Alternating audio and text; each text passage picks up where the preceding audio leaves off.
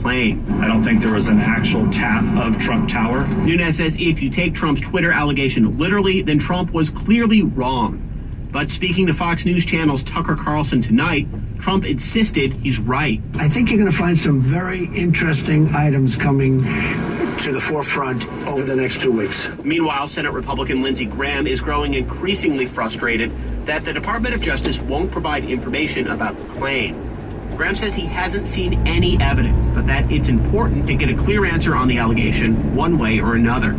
Scott Detrow, NPR News, the Capitol. The U.S. Justice Department is charging 2 Russian intelligence agents and 2 hackers in the 2014 breach of 500 million Yahoo user accounts. Only one of the suspects is in custody. You're listening to NPR News. A jury has convicted former Los Angeles County Sheriff Lee Baca of obstructing an FBI corruption investigation and found him guilty of lying to federal authorities. The guilty verdicts could bring a sentence of 20 years in prison. In the Netherlands, exit polls indicate the voters in a parliamentary election have rejected anti-Islamic populist Geert Wilders and his party. The incumbent Dutch prime minister appears to be on his way to a victory, though Wilders tweeted the prime minister, quote, "has not seen the last of me." Police in Spain have seized 10,000 assault rifles and other weapons in raids against arms traffickers.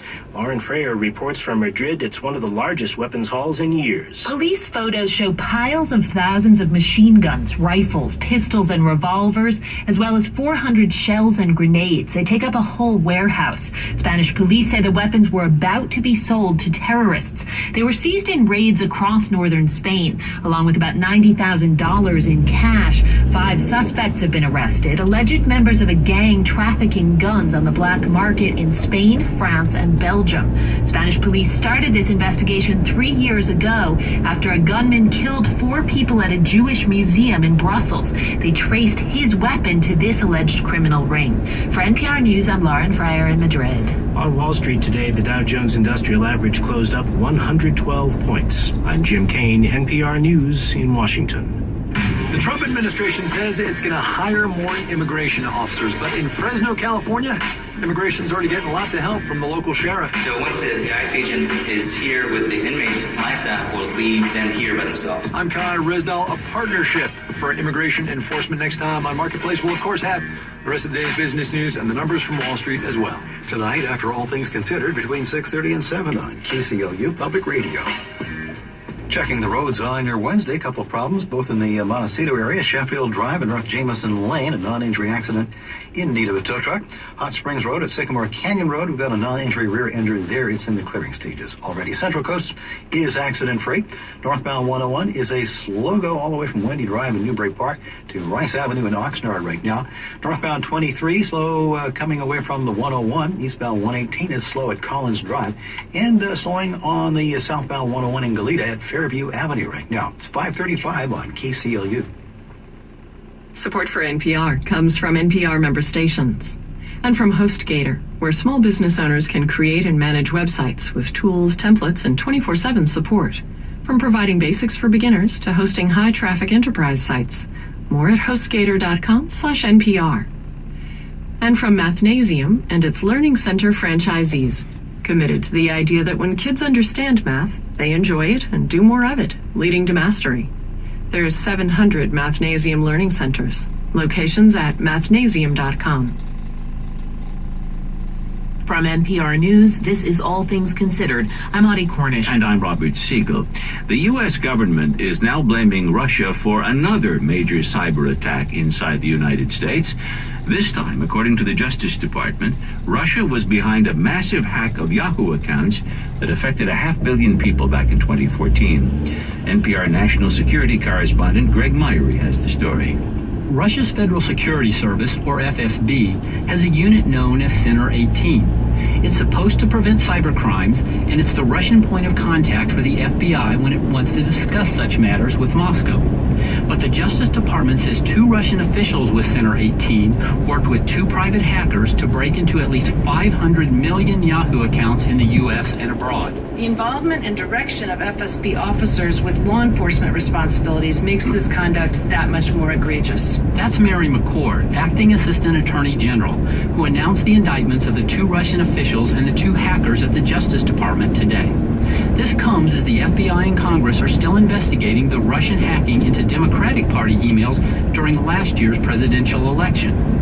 McCord stressed that the Yahoo case is separate from the election meddling case, and she repeatedly declined to make any links between them. However, she did say the Russians were going after Yahoo accounts that belong to U.S. government officials, diplomats, and members of the military.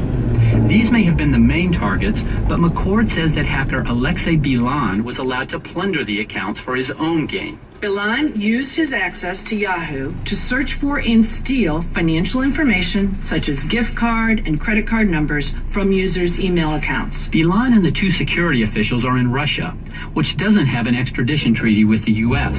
But the other hacker, Karim Baratov, was arrested yesterday in Canada, and the U.S. will seek his extradition. The U.S. has filed cyber cases against other countries in recent years, including China and Iran. The FBI's Paul Abate said that more are likely. If you illegally target U.S. citizens or American companies, you will be identified, pursued, and held to account wherever you are. For Yahoo, this is the latest blow in what's been an extremely rough ride in recent years. This email breach is in addition to an even larger hack back in 2013. The Justice Department praised Yahoo for its cooperation, though the company has been criticized in the media and punished in the markets for its handling of the hacks and its many business challenges. Yahoo initially sold its core internet business to Verizon, and the price was then renegotiated and slashed by more than $300 million after the hacking came to light last year. Greg Myrie, NPR News, Washington. The American Health Care Act, the Republican Party's proposal to repeal and replace Obamacare, has picked up a few nicknames lately from its own party, and they're not exactly flattering. Kentucky Senator Rand Paul has called it Obamacare Light. Conservative radio host Mark Levin referred to it as Rhino Care. Rhino is in Republican in name only. And one day after the AHCA was unveiled last week, Breitbart called it Obamacare 2.0. The leader behind that new health care bill, House Speaker Paul Ryan, has come under fire from Republicans too. Joining us now to talk about all this is Eric Erickson. He's a conservative writer and radio host. Welcome back to the program. Thanks for having me. Now, we want to add your nickname to this list, which is Swamp Care. Yes. What about the American Health Care Act, this proposal from the Republicans, is a problem for you? A lot of it. The problem is I think they started from the premise of we have to make sure the government insures as many people as possible instead of we have to make sure that we introduce enough competition to lower the cost of healthcare so Americans can afford it themselves. The result of which is their premises and presuppositions going into forming it were much more about government provided coverage than about reducing costs for all Americans, which going into it was the chief complaint, that it was too expensive for people. You know, when you look at the array of people who have come out against this bill, conservative commentators as well, what do you see the role of something like Breitbart News, right? Given that Breitbart's former executive chair, Steve Bannon, is now President Trump's chief strategist, that news site very much is running articles against the bill and against House Speaker Paul Ryan. I think they're trying to find their way, like everyone else in the post-Trump world, as to where do they find the balance between being a cheerleader for a president they clearly supported and not being a cheerleader of Republicans they've opposed for a very long time. And they're also in this weird position now where a lot of people who used to trust them don't, and a lot of people who hadn't heard of them now do rely on them as a trusted news source and trying to chart that.